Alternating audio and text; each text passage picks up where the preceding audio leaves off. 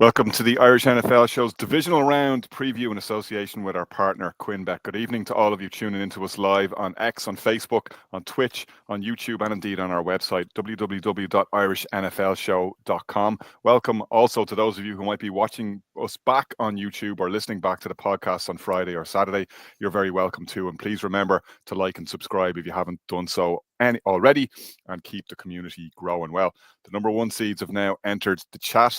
We have the road to the Super Bowl running through Gaya Field in Kansas City in the AFC and through Ford Field in Detroit in the NFC as the Lions and Chiefs come off their well-earned byes to host their first playoff games of the 2024-25 season. We've got four great matchups to discuss over the next hour.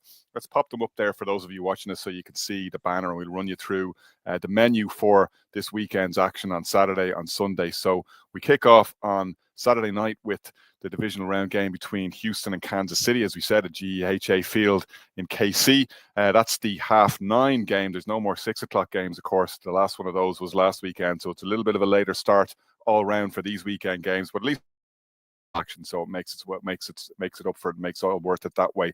And we got Washington at Detroit then on Saturday. Sunday morning, effectively 1 a.m. It's the time there. On Sunday, then, once we've had time to decompress, we moved back to an NFC-AFC split again. So the first game on Sunday at 8 o'clock is the Rams at Lincoln Financial Field to face the Philadelphia Eagles. On Sunday at 11:30, probably the marquee game of the weekend then, as the two titans of the AFC, really, Baltimore take on Buffalo. That's going to be an explosive game, we hope. The two likely MVP candidates there, Josh Allen and Lamar Jackson, duking it out, and plenty more talent as well. Derrick Henry, James Cook, and the running back battle, and two formidable defensive units as well. We'll get to all of that over the next hour. What we're going to do in terms of the show and the podcast, though, is we're going to break it out into AFC and NFC rather than going through the games in chronological order. So hopefully that won't prove too confusing. We'll be skipping back from Saturday to Sunday games, but we're keeping it conference by conference so we can organize ourselves that way. And we start with the Saturday night game where the Texans travel to Kansas City to face the Chiefs. Shane, the Texans have won on wildcard weekend for the second year in a row. This time last year, they came unstuck when they went to play Baltimore and were really overmatched there. We had thought, and we'd been talking in the early part of this season, and Noel in particular was very hot on the Texans, predicted them to go to the Super Bowl. And to be fair, they're only 2 games away from that. They're still in the fight. But we haven't necessarily seen the Texans take the sort of step forward that we thought they'd do, given the talent they were adding. We thought, yeah, Joe Mixon, that gives them oomph in the running game that they didn't have before. Stephon Diggs, massive addition. That's going to be big for them. Obviously, Diggs and indeed Tank Dell injured, so that kind of defangs them a little bit in terms of what they were able to do in the passing game. But I think one of the really interesting things year on year, and it probably epitomizes where the Texans are at, is that this time last year, when coaching carousel was in full rotation, we were talking about Bobby Slowick as being maybe one of the more up-and-coming candidates. That really hasn't necessarily materialized, though, as they've regressed offensively. Probably the best move that they made, and the one we spent least attention on in the offseason, was actually signing Jonathan Grenard from the Vikings, who paired up with Will Anderson, has added to a formidable pass rush. It's stopping the pass rush on the other side, though, that has kept C.J. Stroud back in his second season. However, as we saw last week, when he turns it on, he's still got that magic in his hands and he can make things happen. So it makes for a very intriguing matchup, but not too many people are giving the Texans a chance. What say you? Yeah, it's an interesting one. Not only because these two teams have played very recently, they played in the weekend before Christmas, so it's not even a month ago, and that's still very fresh in the mind. And you mentioned there how much the Houston offense struggled to stop the pass rush. That game, C.J. Stroud was running for his life the whole time. You talk about that magic in his fingertips, which in fairness, pulled out one of probably the turning point play against the Chargers Saturday just gone. Like, how much can you really rely on that? Because we know full well, as C.J. Stroud is going to be under so much pressure against that KC defense. You look at actually what's changed between now and then. Not much has changed on the field in terms of personnel. Not much has changed in terms of what the Texans will be able to bring to the game. I'll tell you what has changed, though. The Chiefs have a defense have given themselves a couple of weeks rest after resting up against Denver and not having to play in the wild card week last week. So they're going to be coming out with a greater sense of aplomb. And we could talk so much about Patrick Mahomes. We could talk so much about the offensive talent on both of these sides. A defense is going to be key for both teams here because it is both teams' strength. We saw Houston's defense kept them in the game last week against LA. The scoreline really takes away from the fact that the Texans had no right to win that game last week in the way that they played for much of the first half. It on offense, nothing to get going. It was the defense plus maybe a combination of one or two things going wrong from the Chargers' point of view is what kept them in it. Can you trust them to keep that up against a Kansas City team who we know are led by the ultimate competitor and Patrick Mahomes, who's given himself a couple of weeks to rest up from the ankle injury, which he supposedly had when he faced against the Texans last time, but it didn't stop him from running around and scrambling and being incredibly mobile in a way that the defense struggled to stop. And you talked as well about the Texans' ability to get to this round in the playoffs. I saw an interesting stat that since the year 2000, 11 times of teams from Texas, 6 times for the Cowboys, 5 times for the Texans, got to the divisional round, and each time they've lost. And I think from the Texans' point of view, it's a reflection of a few different things. We can talk about it historically, but I think it's the nature of their division, the nature of the way that they end up having to go on the road quite a lot of times in this round. And I just find it difficult to see a scenario where they can go into Kansas Shane, City. you're God bless your youth. You're completely forgetting that the Houston Oilers made the playoffs 10 times in their history before they became the Tennessee Titans. But since 2000 was the stat. In fairness, you know, we can even go on. It's a Sky Sports generation. The Premier League only started the division. Paddy, he was only born in '99. Will you give the poor kid a break? Will you? What's this 19 you put before these years? I haven't heard of any of this. But just in terms of what we can expect in the field, look, we know the CJ Stroud's coming under a lot of pressure, and you just look at the players that Kansas City have going up against them now. You know, it doesn't match up particularly well. Yes, Mixon, I think, has the running game going pretty strongly, and the way they're able to dynamically use that, I think, wasn't strong enough against the Chargers to make me confident enough in their ability to take down the Kansas City defense. You got Trent McDuffie and Joshua Williams, who will play a good job against the WR1s that CJ would have to rely on. The only weakness that the Texans have to prey on is the fact they're generally not great against tight ends. But how many times can CJ Stroud find Dalton Schultz was running away from all of these pass rushers, which are going to get to him?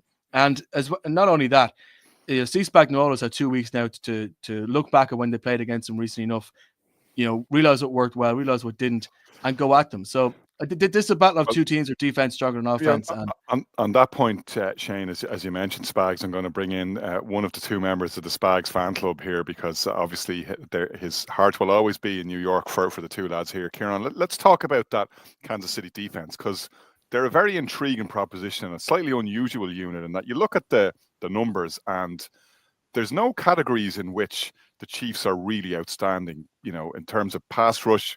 They're not way up there in terms of sacks. Yeah, they get to the quarterback. They apply a kind of a league average amount of pressure. They're not particularly good on third down. You expect, one of the better defenses in the league to be good on third down. But where they really shine, though, and this is probably Kansas City all over, is in the red zone. They are clutch. Yeah, I mean, it's kind of all across the team with the Chiefs. I mean, there's no real kind of standout statistics for that team the whole season. But the defense, listen, this is a team they're 6-0 in the divisional round. They know what to do. They know when the chips are down, or when a clutch play is needed, that they're there and they know what to do. 5-0 at home in the divisional round with Mahomes, and it's just a fact that when players got to do the thing, whether it's Jones or whoever else on the defense, when players need to do or know their assignments or make a big play, it always seems to happen for the Chiefs, and we've seen it year on year, especially with Mahomes. They're just able to do this. It's muscle. I speak about muscle memory a lot. It's an ability to slow the game down, to kind of crush the will or crush the kind of momentum of the team that they're playing. And there's an ability, just like I said, slow things down, make the big plays. And that's really what they've done all season. They haven't been spectacular in any way, but we know in the playoffs, especially against, when it gets closer to the Super Bowl, they're able to squeeze the life out of teams and make defensive plays, whether it's a pick or whether it's a huge sack, whether it's a Chris Jones sack. We've seen it year on year. They're just able to make these plays. And, we'll mention the offense, I'm sure, too. But it's a defense is unrivaled. Spagnuolo has got them working. Another thing that he does is just, he just spooks the opposition's offenses. They don't know whether it's going to be man, whether it's going to be blitz, zone. He just keeps everybody guessing, and that's a testament to They've bought in, obviously, and I've spoken in the past about how players buy into Spagnuolo, whether it was the Giants or now with the Chiefs. Players buy into his scheme, players buy into what he wants to do, and he just dials up these plays that bring him home in the end. Brian, offensively, the Chiefs have looked like a team that has almost sleepwalked its way through the regular season. If we want to contrast them, maybe, and I'm thinking of that Vikings team of a couple of seasons ago that won all those tight one-score games, looked like they were hanging on by their fingernails, and of course were dispatched by your Giants in the wild card round that year and were one and done. The Chiefs so look like a very different proposition. They look like they've done no more than was absolutely required. Still managed to rack up 15 wins along the way to doing that. But rested with 2 weeks for Andy Reid and Steve Spagnuolo to scheme. 2 weeks, as Shane said, for Patrick Mahomes to rest his ankle injury. You dare not bet against them, really. Yeah, I think it's even longer. I think someone suggested we're the bones of 3 weeks. If you knock off the previous week in terms of what the Broncos game, they're able to rest the starters against the Broncos. Yeah. I think it was 25 days for Mahomes, which 25 days, over 3 weeks. Yeah, but you got to reflect on the fact that we're asked to play 3 games in 11 days. So obviously there was a real strong rationale and reasoning behind why they didn't put anybody out in the last game.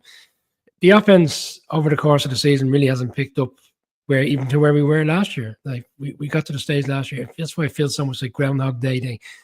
They got through the season last year. I think the offense last year was more difficult in terms of none of the players could catch a ball. I know it's not as straightforward as that, but they didn't really appear until the playoffs. And Brian, actually, sorry while you're talking, but Rory makes a really good point in the chat here, which I'll pop up on screen, where he talks about whether the Chiefs have a different playbook for the playoffs, as a lot of teams, in fairness, do. And he mentions the Neil Blair interview this time last year when he was talking about how Reid is quite vanilla in the regular season and then breaks glass in the playoffs. Perfect example in the Super Bowl last year on that final drive. They had 7 completed passes by Mahomes, 2 designed QB runs. The Chiefs hadn't dialed up a QB run for Patrick Mahomes in 18 months, and they did it twice on the one drive in the Super Bowl. Reid gets creative when he needs to, or when he needs to, is in the playoffs. Yeah, and if you roll back 12 months earlier, it probably wasn't a dialed up run play. There was a significant play which had so many similarities in terms of the run he had against the Eagles, which led to the game-winning field goal.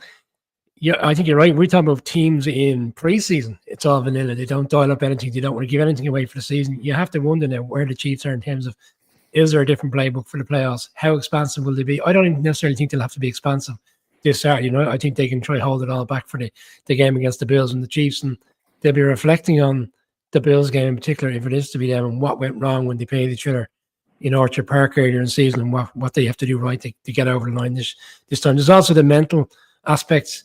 I'm hearing some momentum, the muscle memory. It's more the mental aspect of having to go into Arrowhead and the significance of going in there, knocking them off. I know the Bengals did it a couple of years ago, and Josh Allen did it in the regular season. But there's a different beast when you're going in there in the playoffs, and that's a huge hurdle to overcome.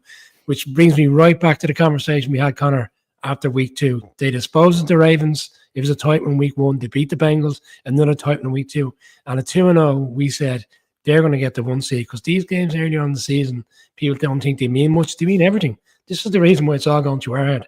This is the reason why they're 2 games away, essentially, from going for the three-peat. And it seems like... And this is the reason why the Bengals aren't in the playoffs, to your point. You've got to start the season strong. It doesn't, week 17 and 16 wins may feel like they're worth more, but they're still only worth 1 win. Yeah, and they lost in the opening game last season against the Lions, which they used marquee win for the Lions at that stage. But it also came back to bite the Chiefs in the end, not necessarily because they went on to win the Super Bowl, but at that stage when you're going into the playoffs and you're thinking they're going to Buffalo. They wouldn't have chosen to go to Buffalo and Baltimore, exactly. Yeah, exactly. So this is where we're at. I think it's all kind of playing into their hands. I was reflecting on the game in which they played a couple of weeks ago. Mahomes, we say he's not having the best of games. He still threw for 260 yards and a touchdown, and he ran in a touchdown in that game. They won by 8 points, and they're 8.5 going into this game. It kind of reflects on where the I suppose QuinnBet and the other bookmakers see this game. They expect them to cover this spread of 8 points. It feels like that's the type of game Texans will do their utmost, but they'll pull away and win this game. And I wouldn't say comfortably, but they'll do enough that they can sit back 8 days essentially to get ready for a big one. And the other 2 guys, the 2 juggernauts, go against each other in the later game on Sunday night. And you wonder if the enormity, whoever wins that game, can they get themselves up to go into Kansas City if it is to be the Chiefs the following week? That for me is the big concern for whoever comes out the right side of that game. And before we get to those 2 juggernauts, is there anyone going to put their neck out and call it for the Texans, or are we all going Chiefs here? I don't think the Texans have enough on offense. Right, I think we're agreed there. Let's see if we can reach different conclusions. And I imagine radio silence here, Connor. we may come down on opposite sides of the table though with this next one, because we're skipping ahead to Sunday. So Texans Chiefs, as I said, 9:30 on Saturday. The other game in the AFC sees the Baltimore Ravens travel to Buffalo to take on the Bills, Highmark Stadium in Orchard Park. That's 11:30 on Sunday night. Kieran, both of these teams have looked at times to be, we talked about the Ravens last week as looking like maybe the most complete team in the NFL. Bills wouldn't be too far behind, and while nobody will bet against the Chiefs or going for that three-peat or being in a position to do the three-peat, they got their hands full with whoever comes out of this game, and both of these teams have their hands full on Sunday night. Yeah, this is the marquee matchup. This is the reason why it's the late night game Sunday. Two heavyweights, two excellent teams going at it. And you can't really pick a weakness. And, I think we talked earlier about somebody mentioned that the line has changed daily on this one. I don't even know what it is now. I think it was -1, Ravens -1 last time I checked. It's probably changed since then. But this is two absolute, juggernauts, two heavyweights going at it.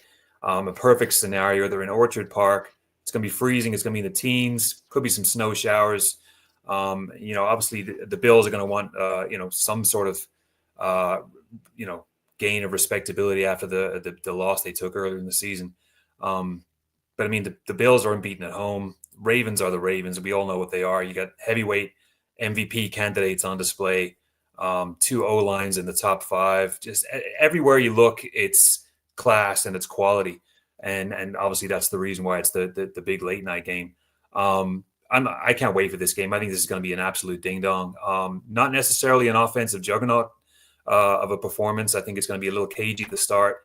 But when you look at the two quarterbacks who are driving this bus, Lamar has been near perfect, very few interceptions. And look what Josh Allen's been. I mean, he's been a transformational quarterback this year, cut down all the picks, brought all these new wide receivers, Keon Coleman, Shakir. We all know those guys. He's brought them all into the fold and molded a real kind of team kind of environment up there. But I mean, it's and look who's running the ball too. Not only the quarterbacks, but you got Cook and Derrick Henry. So I don't want to say it's going to be all ground game, but it's going to be a lot of running the ball up and down the field. I can see a lot of big plays from Derrick Henry and James Cook, and this is going to be the tightest game. This is going to be ding dong back and forth, touchdowns, but that won't come till later in the game. I think it's going to be cagey and tight at the start. But everywhere in the field is quality. Like, you can't pick any holes in the O-line. You can't pick any holes in the D-line. The only thing, the only probably question mark is that Ravens kind of secondary, which has been a little suspect. But it's everything's pointed towards an absolute classic. Two teams that are dying to get that Super Bowl, spot and knock the Chiefs off in the championship game. But I mean, the stakes couldn't be higher. You got two MVP front runners going up against each other, class all over the place, a perfect scenario in Orchard Park. It's probably going to snow. Looked at the forecast earlier on. But what else needs to be said? I mean, the stage is set. We've seen what these two teams can do during the regular season. All we can do is wait for Sunday night now at this stage. Brian, when these two teams met during the regular season, Derrick Henry ran all over the Bills. I think he was just shy of 200 yards. He had a monster game. And, to be fair, he's had monster games against pretty much every team they faced. In the only games the Ravens have lost, though, the key has been holding Henry. You hold Henry under 90 yards, you have a chance. Every time he's gone over 90 yards, the Ravens are 11-0 in those games. The way the Steelers game went, and, you might not put the Steelers among the elite teams in the NFL right now, but that defense is legit, and they just didn't even let TJ Watt and co have a sniff. They just had to pick their poison. They either jumped in Henry's direction and Lamar kept the ball himself and ran, or if they thought Lamar was taking the ball, then Derrick Henry ran through the hole. It was damned if you do and damned if you don't. Yeah, very much a two-headed monster last weekend. The Steelers' run defense in particular, Connor, had fallen off the cliff over the course of the last 5 weeks, in particular the games in which they lost. It wasn't at the same rate in which we saw earlier in the season, so it probably shouldn't have come as a surprise. But I did pick up on some details today around the fact that the Ravens were starting essentially nearly on the 35 to 40 yard line for every drive, which is a great help when you get some great field position. I think this is where the Bills defense, I've been I wouldn't say quite down on the Bills defense, skeptical of whether they can live with this team, but you look at the numbers, actually doesn't reflect of some of the thought process that they're not a good defense this season. They've had the best interceptions in the league. I think they got 16. I think they got to really find a way to pin them back over the course of the game and have them starting in that kind of 0 to 10 yard line, and that comes down to special teams as much as anything. And the punting on Sunday night could be key, because it could be people are assuming it's going to be a high scoring game. With the weather, adverse conditions is not necessarily the case. They need to slow this offense down. I was looking at Derrick Henry's time when he did go into Buffalo, albeit he was with the Titans. He's never really had a really productive game there. His numbers are actually less than 100 every time, and he's never come out the right side of a lot of those games. But it was a different environment, different situation with the Ravens. You wonder, is there any mindset there that not saying he doesn't fancy going in there, but some players just don't suit those situations and those particular stages. That's an interesting one to watch on Sunday.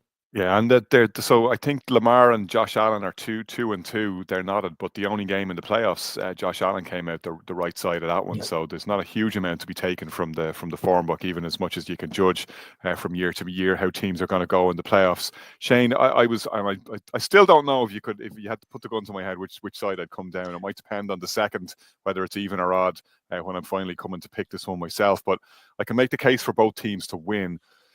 And you can lean towards the Bills on the basis they're at home. They haven't lost a game there all season. You can lean towards the Ravens on the basis that, as Kieran was saying, it's very difficult to even find a weakness in that team. They do so many things so well, and will give the Bills so many problems. However, we've seen both of these teams in the playoffs come unstuck. The Bills last year, we all remember, how they thought this was finally going to be the year, because they finally were going to be hosting the Chiefs rather than having to go to Arrowhead. And this was the game where they were going to take down Mahomes. And you remember that famous clip of Patrick Mahomes in the Chiefs dressing room when they'd won their wildcard game and talking about Buffalo and saying, remember, this is what they wanted. Let's give them what they wanted. And they went in there and rolled over them. The Bills barely fired a shot. Ravens, similarly, they thought they were going to host the Chiefs in Maryland and roll over them. Got a little bit inside their own heads, got away from their game plan, and next thing you know, they're going home and the Chiefs are moving on. So both of these teams have come up small in big spots, is the point I'm making. Might one of them blink on Sunday night? And if so, which one is it going to be? I think it really depends on game plan. I think one of the big things that stopped both of these teams from defeating the Chiefs last year was just not being able to plan correctly for the situation they were put in, particularly Baltimore in that AFC Championship game.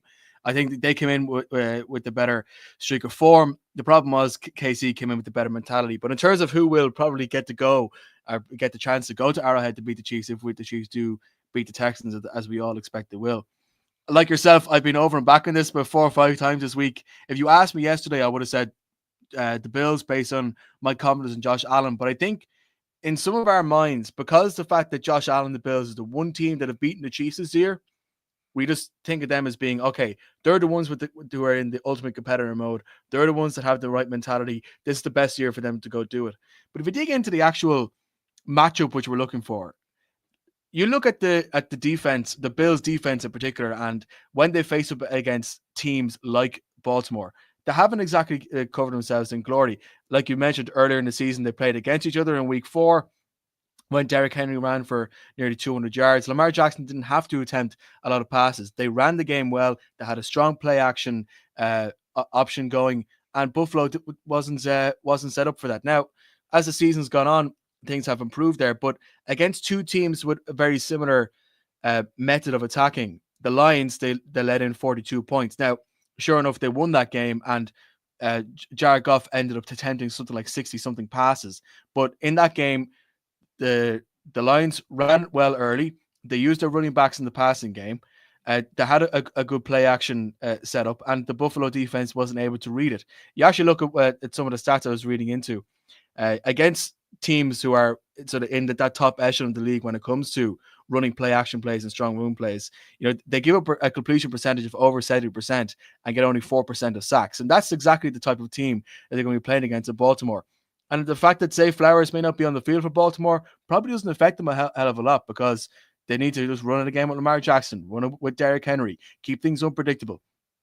Similar a story when when the Bills played against the Rams earlier this year. That was a game when Kyron Williams and the way that the Rams were able to use that, I think, confused the Buffalo defense in a way that they weren't able to set up when you compare it to facing against a very pass-heavy team like they were against Denver the week just gone. So if I were to get off the fence a little bit, I just think that matchup in terms of if the Ravens stick to their offensive game plan strong enough, and maybe something in the weather goes, maybe they might get one turnover off Josh Allen, it just might tip the balance in their favor, because I think that run-heavy style that Baltimore have actually doesn't match up well against the Buffalo defense. And for that reason, I'm going 51% in favor of Baltimore. But that's just the kind of game we have here. As Kieran said earlier, this is going to be a hell of a matchup, and I'm looking forward to staying up late on Sunday night to watch it.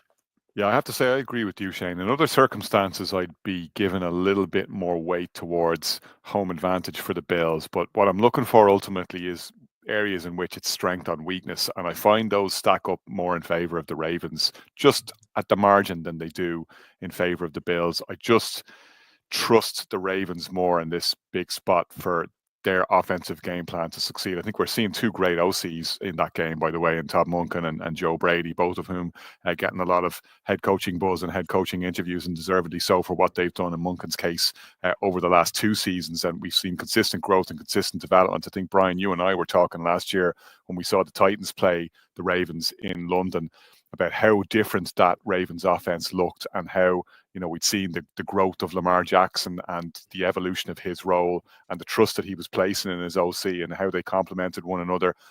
The one time that came unstuck, unfortunately for them, was in the most important game of the season, where they just doubted themselves, second-guessed themselves, and blinked at the critical moment.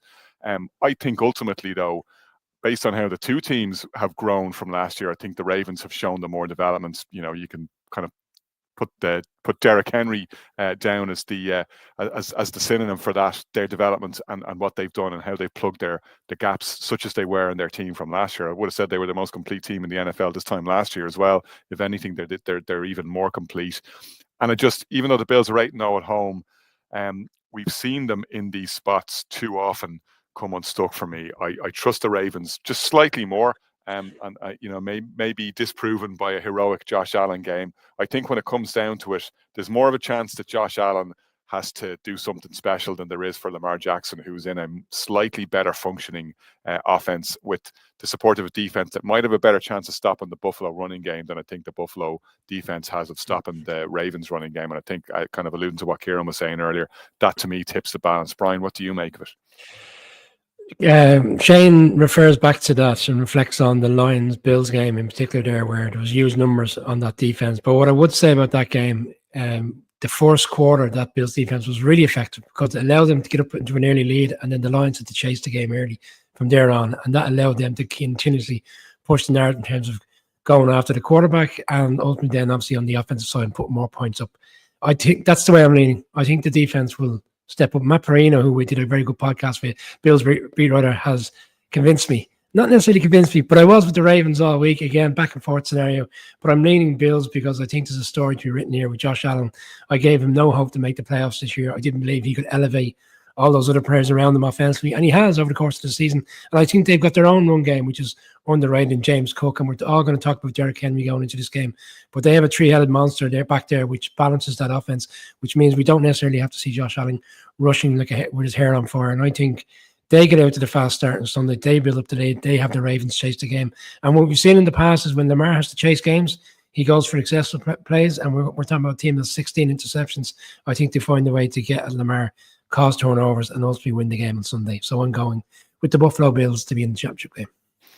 All right, very good. That brings us to the end of the AFC side of the slate. Are we getting a Kieran pick now, Connor? Oh, sorry, we need a Kieran pick before we go. Sorry, Kieran.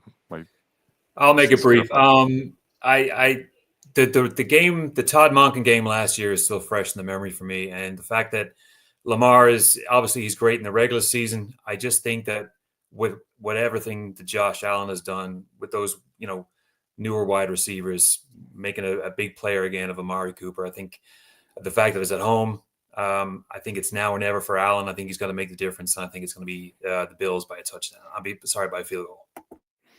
All right, we're evenly split then, and that brings us to the end. That brings us to the end of our AFC preview. We'll move on to the NFC games in just a moment. That AFC side of the slate brought to you, of course, by our partners in Ruepoint, which is now a muck rack company, and the two of them getting together famously as we enter playoff season.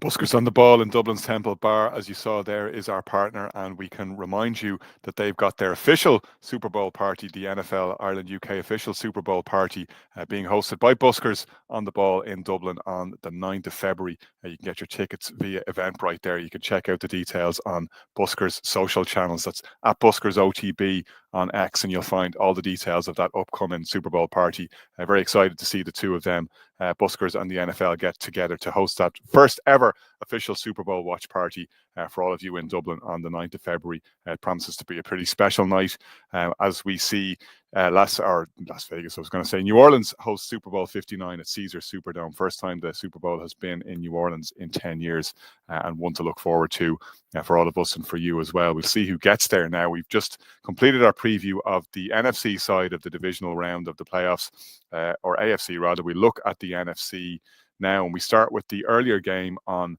Sunday night, which is the Rams traveling to Lincoln Financial Fields to take on the Eagles, Shane, who were a little bit underwhelming in the wildcard round. While the Rams lit the Vikings up in the final game on Monday night and they had to move to Glendale to do so, the Eagles pretty much took what the Packers gave them, and the Packers were very generous. Yeah, very much so. And sorry, there's a timing. Am I right in saying that the Detroit game is on Saturday night, so 1 a.m. so Sunday morning Irish time? I guess it keeps things nice and confusing for our time.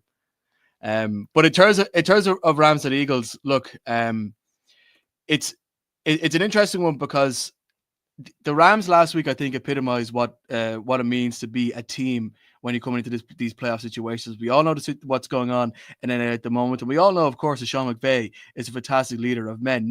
Since Sean McVay has been hired as head coach, nobody has had more wins in the playoffs than him outside of Kansas City, and it just shows that the kind of mentality that can come in. And despite the fact that, you know, on the field they may not have performed as well as the Minnesota Vikings over the course of the season. They generally rely on late season comebacks, even making the playoffs in the first place. They were fortunate that there weren't any other strong teams in NFC West this year. That when they get into these situations, they can really play outstanding football. That defense being able to get 9 sacks on Sam Darnold was incredible aggression that we haven't seen quite often from this Rams defense. We don't always associate them with being very heavy on attacking the quarterback.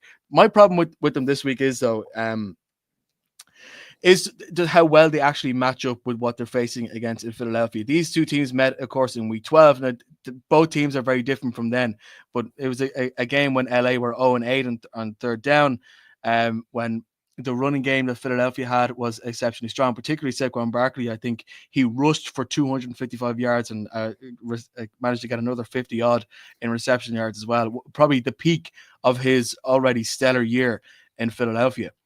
But the more I look at this, and a part of me is sort of being swept up in the emotion of what Sean McVay is doing, the way that he's inspired the players, the belief that the Rams may be able to find to go away, considering they have, in 4 of the last 5 games they've conceded less than 10 points. The Rams are 17-8 in the Eastern Time Zone under Sean McVay. There's a lot of these things you can throw in to say, okay, the Rams have a bit of a chance here, but I just don't see, and we talk about the potential disharmony in Philadelphia as well. I just don't see a situation where Philadelphia dropped the ball in this one. We could talk about them maybe later on if they do get the NFC Championship game or even further. That might be a moment when something might come loose. But at some point, that well of emotion which carried him through the game in Arizona in the Rams might start to tire him out a bit. We have to remember as well, the Eagles are coming into this with a stellar offensive line. What happens to the Vikings in terms of attacking the quarterback will not happen here. That offensive line is absolutely superb. I think Jalen Hurts is coming with the right mentality. Saquon Barkley is performing too well. And yeah, it's so long as the Eagles find a better way to be more efficient in the red zone, because I think on third down they were 2-11 against Green Bay last week and 1-4 in the red zone. They need to be a bit more efficient once they get into the situation, because there's no problem building up the yards. They have to be able to get the scores early on to try and snuff out any chance of a Rams comeback. But I just think, to me, that this has a feeling of a game where Matt Stafford mightn't be at 100% level, and Philadelphia might just be a stronger team from start to finish. But at the same time, I'm not saying that with a huge chunk of confidence. It would not shock me if something in Nick Sirianni's side ends up showing himself to be more unprepared than a Sean McVay team. That would not shock me at all. We've spoken a lot, Brian, about the Eagles and about whether you can believe what you see and whether or not it's fool's gold. But I was listening to James Palmer, the Bleacher Report insider. Very good. Yeah. Excellent, Jen. He was on the Heat to Call podcast during the week. And he said about the Eagles, look, at the end of the day, they win games because they just got better dudes than you do. They've got really good players in pretty much every position. And, it's that stupid cliche, playmakers make plays, but they just always seem to have somebody who steps up in the critical spot. And they seem to almost win in spite of the coaching around them at times. I mean, there's all these question marks over Kellen Moore and his stripes as an OC everywhere outside Dallas, where he may end up yet being the head coach, bizarrely. There's all these questions about Sirianni.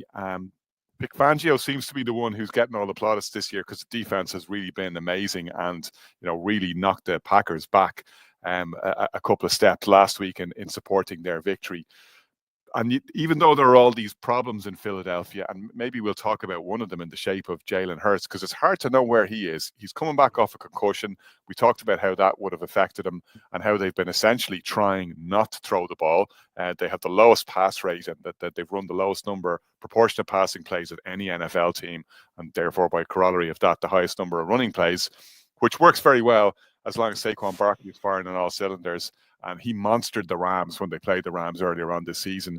But I kind of suspect the two of these teams are in slightly different places now. And as well as Philadelphia have done, and as well as their record says they've done, I'm not so sure it's cut and dried that they win at home. No, and I think the line kind of reflects that. It's a one touchdown type of game. I think Sirianni, I don't think Sirianni gets much credit on this show. I know we've been disgruntled in the past and discussing his behavior, earlier in the season where he's rattling fans on the sideline, and that's not the perception or the way to behave in Philadelphia. You got to go out and perform and prove to these fans. And he's not getting any credit right now. It's all kudos to the defensive coordinator, the offensive coordinator. But there was a stage of the season where they weren't going the right direction, albeit the record probably wasn't reflective of that in terms of what we were hearing, the media outlets were reporting certain things. And I think it has come back together slightly. I think he has galvanized the team. I wouldn't say necessarily he's got it all back together, but I think he hasn't been getting the credit he deserves to have a team. Bear in mind, they were in the Super Bowl 2 years ago. They're one game away from being in the championship game.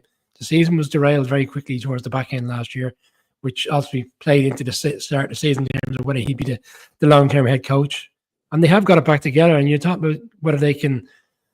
For me, the Rams team need to have dogs on this team and something to eke out a victory here. And I'm not entirely sure whether they have them compared to what the Eagles have, in particular on defense. We spoke about last weekend's game about how they were getting decisions from referees and stuff, but ultimately that comes down to you're bullying the other team, and essentially you're bullying the referees and you're bullying teams that are coming into your patch, and you're finding ways to win games. And that's how it feels. As good as the Rams have been, and there's a great storyline there, and I joke with Shane during the week, we could be watching the Americas game in September, and they're kind of, they're speaking about the LA Fires and all that, brought it all together. And we've seen in the past that teams run to well on emotion, but you're going up against a team that has ran the ball effectively over the course of the season, and they don't necessarily need Jalen Hurts to be Jalen Hurts and slinging the ball around, because they do have Saquon Barkley. I would say those 255 yards are a little bit distorted because you had two huge runs for touchdowns in that game late on. In saying that, all of that, Brian, like one of the things that struck me following the Vikings game was Rams come out and they give them the 1-2 punch. They smack the Vikings in the face twice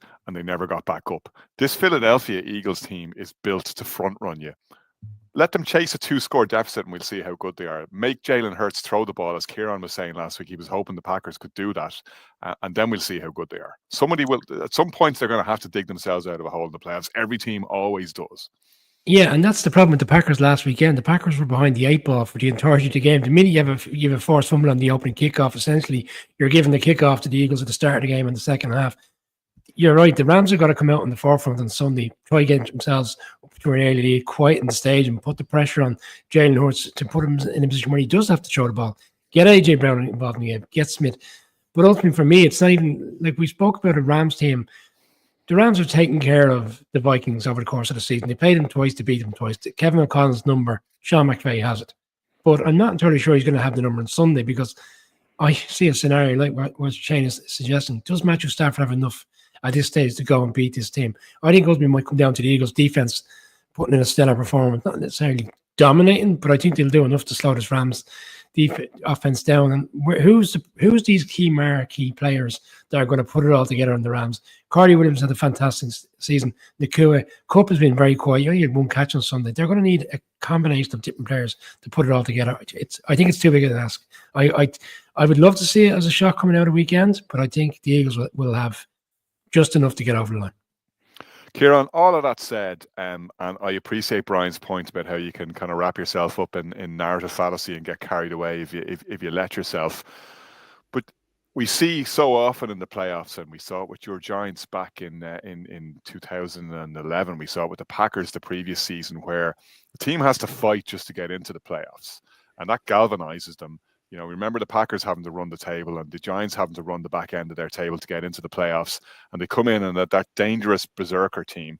We saw with the Saints post-Hurricane Katrina, a team that comes into the playoffs with a cause that carries its community on its back is a very, very dangerous opponent.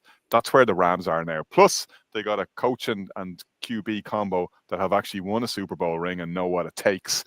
And, you know, I think, you know, Brian talks about who are the players on offense. On defense, the Rams have got some guys. You know, they have the two guys that you know very well, Braden Fisk and Jared Verse from Florida State, have been great pickups.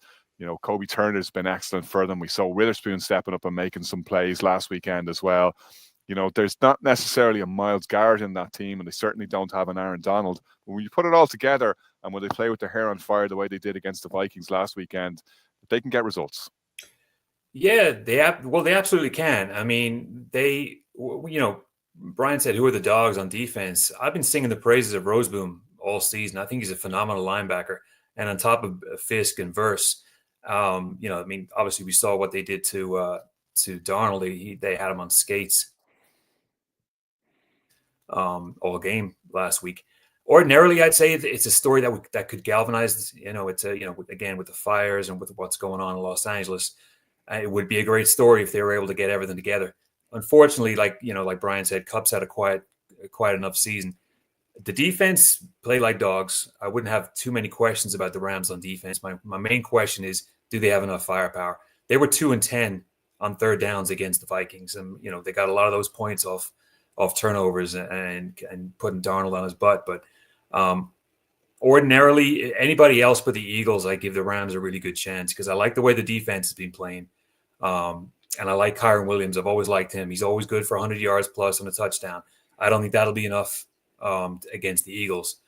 But I mean, this Eagles team, I mean, has there ever been a player, or a quarterback recently in the playoffs who's been the weak link for the team? And that's Jalen Hurts.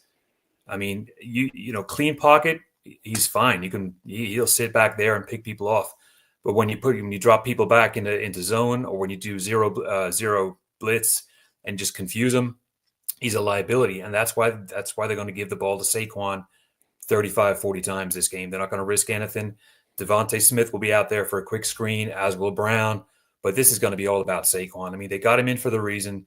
They got him in for this exact reason. He's here to kind of stamp his legacy on what the league is providing for him. And this is going to be a Saquon game for me. I mean, everybody knows about the O-line for the Eagles. The defense, I mean, there's no holes in that defense. From the two guys, Mitchell and DeJean, they got in the draft, to Nolan Smith, to Jalen Carter, they're stacked. Now, the Rams are not bad on the East Coast. McVay's has a decent record on the East Coast. However, he's going into Lincoln Field. He's not going to, Washington or somewhere like Carolina on the East Coast. He's going to an absolute cauldron. That's what worries me for the Rams. You're going into the hotbed of January football in the Northeast, and that's Philadelphia. Rabid crowd. How will the Rams react to that? Who knows? The weather has been really cold in the northern part of the country all week, and will be next week. Playing in a nice controlled dome in SoFi. Now you're going out in the elements. You got the crowd going at you. I just don't think that the Rams are going to be able to kind of. It'll be close. It'll be fairly close into the fourth quarter, but this is when the Eagles are going to shine for me. You're going to take the ball out of Hurts' hands. You're going to give it to Saquon. 4 turnovers for the Eagles defense last week. I'd expect at least 2. When Stafford tries to start forcing the ball, I'm just concerned about the Rams. Stayability all 4 quarters of the game. I think the Eagles will impose the will and they'll just put a stranglehold in this game. Give the ball to Saquon, and that's going to be it. There's just too many variables for me for the Rams coming all the way over to Philadelphia to put up a competitive game. And I know the line is at 6. I'd love to have it a little narrower than that, but there's an inevitability about this Eagles team right now, and I think they're just going to impose the will and come out with a win. Brian, you wanted to make a quick point before we make our picks on this game? Yeah, and we spoke about it briefly during the week. Kind of like people were suggesting the Rams' offense was back to the performance and I suppose ability in which they have on Monday night. I don't necessarily think that was the case. I thought like defensively did a great job in stifling the Vikings' offense, and like they came out of that game with 20 points. Was it like they had a pick 6 in that game where a forced fumble recovered for a touchdown. What concerns me is we haven't seen a consistent and got away with the jammiest, kindest fumble call that we've seen since the Tuck rule back in the Tom Brady era. That was a very bad call. Again, we haven't seen, if this team was lights out offensively coming in here, beating teams, putting up huge points, they hadn't been doing that in December. They were getting over the line in games. You could argue they're battle tested. They've won these games. They got over the right side of it. That concerns me. Like if they're only putting up an average of 20 points, are we saying it's sustainable not for the Eagles not to score at least 20, 23 points? It seems like a big task for me, but it does make for a great game. Generally, I think it will be one of the better games of the weekend. No, I agree. I think it's a great matchup. It's just behind that Ravens Bills game as the tie of the weekend for me. I do think, as I was saying at the outset, that the Rams are a fascinating team, and I can make the case for would I be shocked if they came out the right side of this? No, I wouldn't. I don't think it is a shock. But it's a big task for them. I think, as you were saying, Kieran, it's very clear. Not only do we not trust Jalen Hurts, the Eagles don't trust Jalen Hurts. That's why Saquon is there. That's why the game plan is what it is. That's why they want to run the leather off the ball and give him 35, 40 touches a game, because he can handle the workload. He's absolutely electric, and they have strong horses up front to punch the holes, to take the pressure off Jalen Hurts. I don't think the Eagles are going to win the Super Bowl. I don't think, despite all the talent that they've got, that they have the quarterback to do it. I don't trust them. I don't think this is the weekend where they come unstuck, though. We send them to Ford Field. Should the Lions come out the other side of their game against the Commanders, we'll see what happens. I don't think they're going to have an easy time of it there. I think they'll do just about enough, though, at home against the Rams to progress to the championship game. I'm calling it for the Eagles. Shane? Yeah, as much as I want the Rams to win, and no offense to Philly fans, I do think Philly will just have too much quality to get knocked out in this round. Kieran? Yeah, Eagles are going to have just too much. Brian, your beloved Eagles? Well, it's a full house. It's full house. We're giving all these reasons and rationales as to why we think the Rams can turn them over. But yeah, none of us are convinced enough to pick the Rams. That says a lot for me, the Eagles to win. All right. We're moving on to the final game on the NFC side, although chronologically it's actually the first game on the NFC side, confusingly, because it takes place in the early hours of Sunday morning, where the Commanders travel, as we were saying, to Ford Field in Detroit to take on the Lions. Shane, who are probably, as they were last year, the team beloved of every neutral in the NFL, such as there are neutrals. It's so hard to look past the redemption arc of Jared Goff. It's so hard to look past the absolute bromance that most male fans have with Dan Campbell, and many other people too. Just see him as this charismatic, heart on the sleeve leader that's imbued belief into a hapless franchise that could never do anything right in a city that suffered, probably more than most urban areas in the US over the years, the bankruptcy and everything else, really, really tough times in Motown. Dan Campbell's revolution arrives in Detroit. He lifts a team that was at one stage looking like they weren't going to win a single game in his first season, takes a quarterback that they said wasn't good enough, and suddenly they're heading on a seemingly unstoppable trajectory towards New Orleans, unless the Commanders can do something about it. Yeah, it was interesting as well. Just the whole Detroit story is fascinating. It's something which is in my professional life. We worked on an indoor sport. We had a writer who did a book, wrote a book in Detroit about the city and about the team, and he explained how the history of the city is very much mirrored the history of the team. The fact that the city seems to be on and up after a terrible 50 years, effectively, and the team is on the up after a terrible 50 years.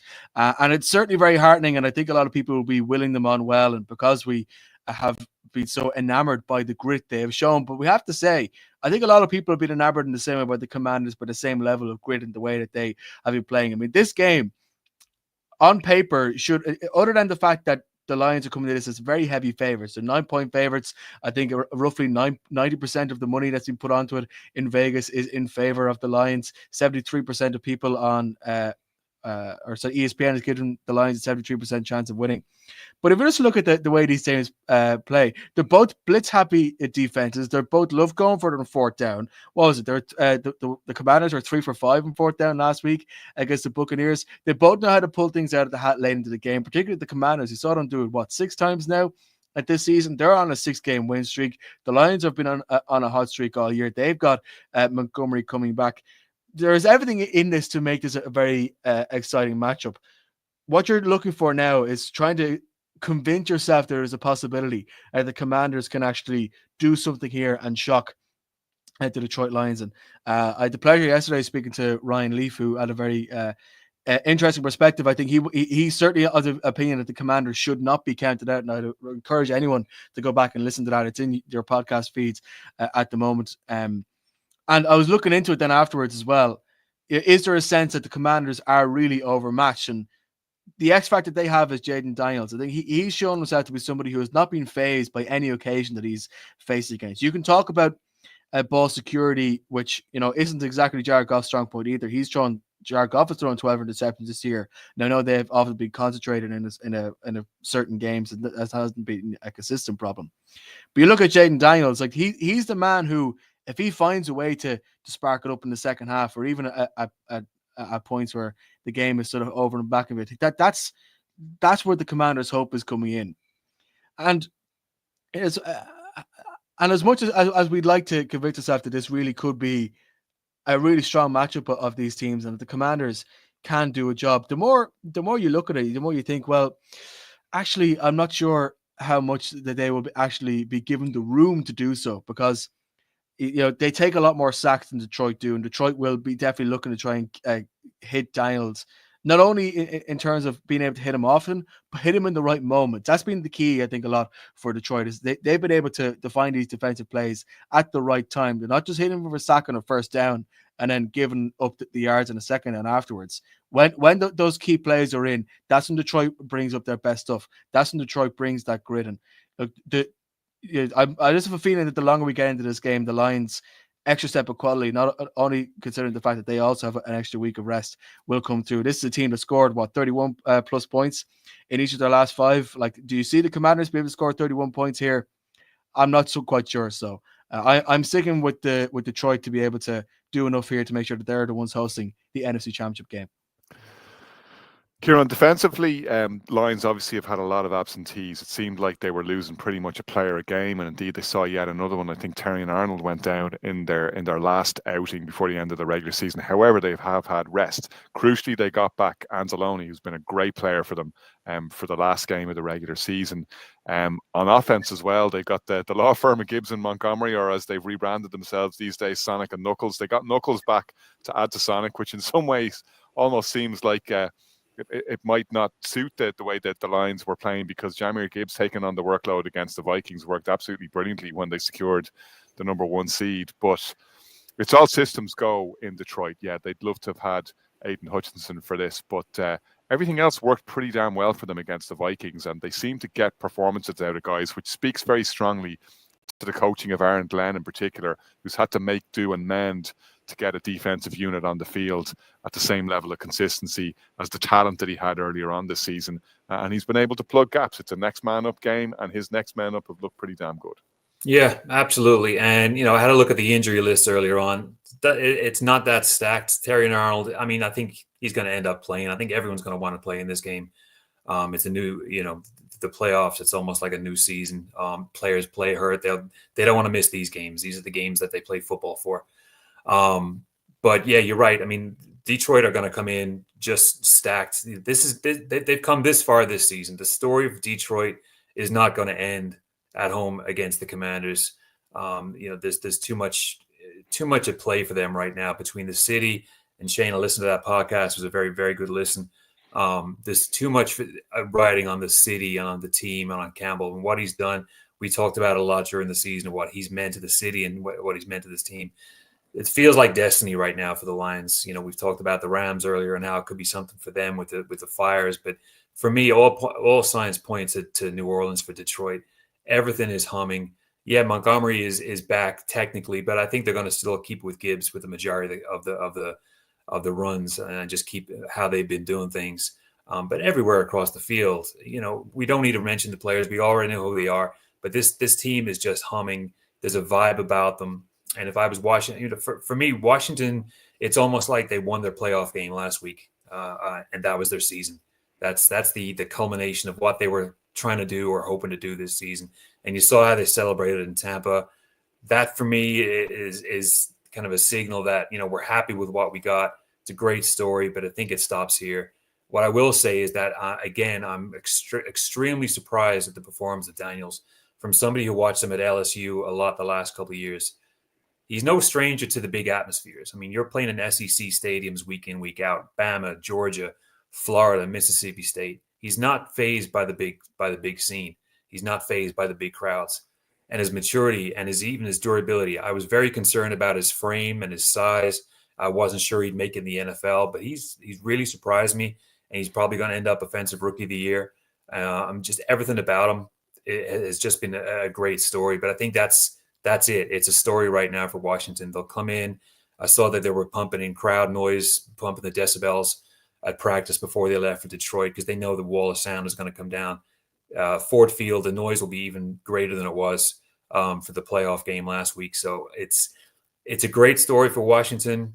For Detroit, this is just the next step towards New Orleans for me. I think it's going to be a case where they've got too much in offense, and I think when it comes to leading the third and the fourth, Daniels might end up forcing it. That's when the picks come. Branch, Joseph Kirby, those kind of guys, Bullhawks, just going to be at play. So again, great story for Washington. This is not the story for them. This is all about Detroit for me. Yeah, I think it's interesting, Kieran, because the one guy who didn't look overly excited, and it underlines everything you've been saying about him when they won in Tampa, was Jaden Daniels. He looked cool as a cucumber. He looked like, yeah, we're not done yet. And I love that about him. As you said, in any season where you didn't have the Lions, the Commanders are the story of the season. Like, again, everything new, completely clean slate, new owner, new coach, new quarterback. And they've hit on all three. Dan Quinn was the right guy. Cliff Kingsbury is the right offensive coordinator. He's done a fabulous job with Jaden Daniels, stripping down the playbook. I love that, they went in, they had their early conversation. Kingsbury literally said to Daniels, what are the 3 to 4 play concepts that you're most comfortable running with from college? We'll build the offense around that. You tell me what you're comfortable with and what you can do. That's what we're going to build the offense around. I'm not going to blind you with science.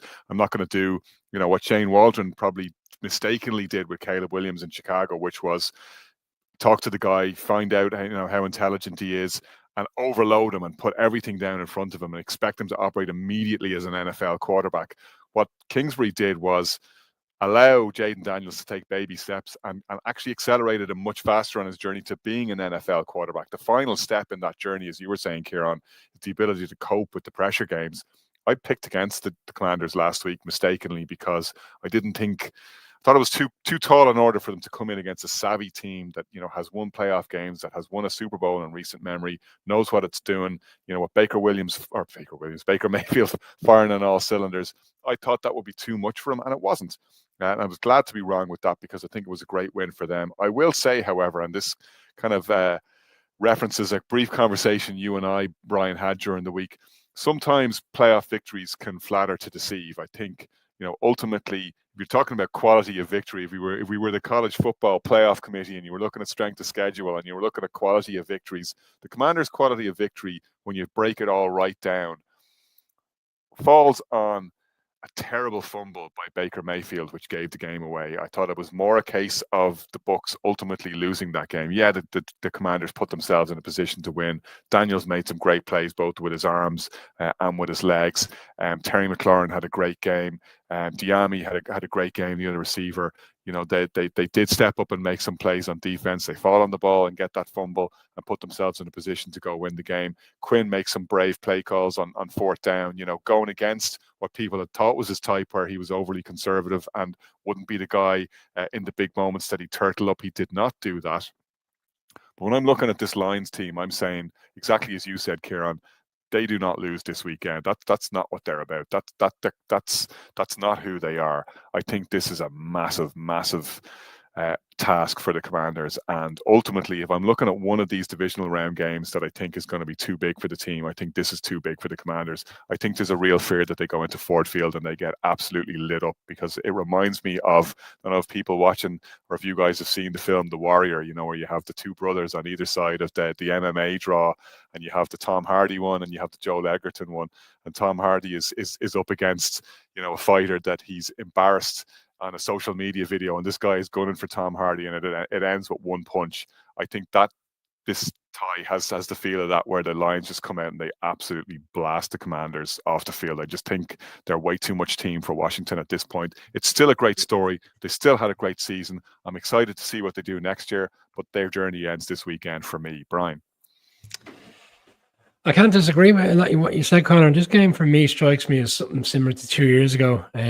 With the New York Giants, it's not necessarily going to play itself out this way, or the manner, or the Giants went and beat the Vikings 2 years ago in the wildcard game. And I remember the week leading up to the Eagles game, the whole momentum, the whole buzz. The Giants had knocked out the Vikings, first playoff victory in so many years. Similar scenario to the Commanders, having a rough for so long. New coach comes in, they find a way to get to the playoffs, and they get that playoff win. And all of a sudden, people start to think they can go and put a good account themselves against the one seed. But in that particular game, the Giants got smoked because there were so many mismatches on the field, and in particular, offense at that stage against that Giants defense.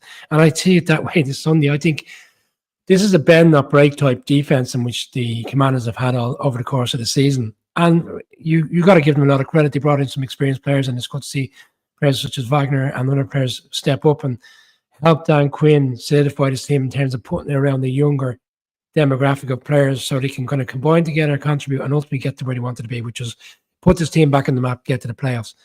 But I can't see a scenario. And again, Shane called it out earlier. We're talking about a Lions team that even when they lose, they put up huge numbers. They put up 42 points against the Bills and lost that game. They're averaging around 34 points a game at home over the course of the season.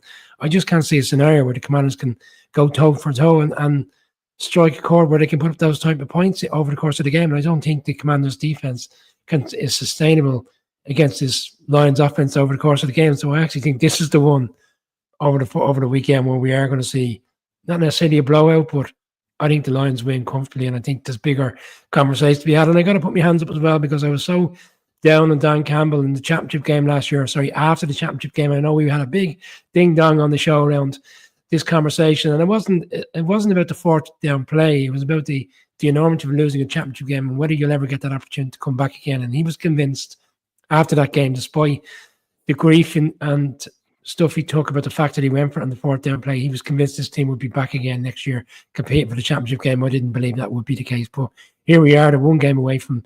But again, to Kieran's point, this is not about coming back to the championship game and losing. This is about ultimately being in New Orleans and making that one step forward to go and finally get their hands on the Lombardi. So it's a Lions win. It's a convincing Lions win for me. Is anyone going to go against the Lions here? I think we're going to end up across the board, unless I'm very much mistaken, going with Detroit. Speak now or forever hold your peace. Silence is deafening, Connor. All right, we got lines across the board here, and that brings us to the end of our divisional round preview. Remember, we have a live reaction pod on Sunday morning at 11. We're back then Monday evening to discuss all of the weekend's action and enjoy it. Because look, the divisional round is really the one that we wait all season for. It's the weekend of the purest and most intense football action, where we get the best 4 teams left in the NFL. All of the also-rans have also run their race, and we get to see the real thoroughbreds in action. I'm really looking forward to it. I know we all are, and I hope you are too. And keep tuning into our beat writers, as we've got them coming out across the social channels. You can check out all of the individual teams' beat writers and their predictions and their watch outs across our social channels and on the podcast. And we've got that reaction pod coming up on Sunday. Thanks for tuning in this evening to the Irish NFL Show.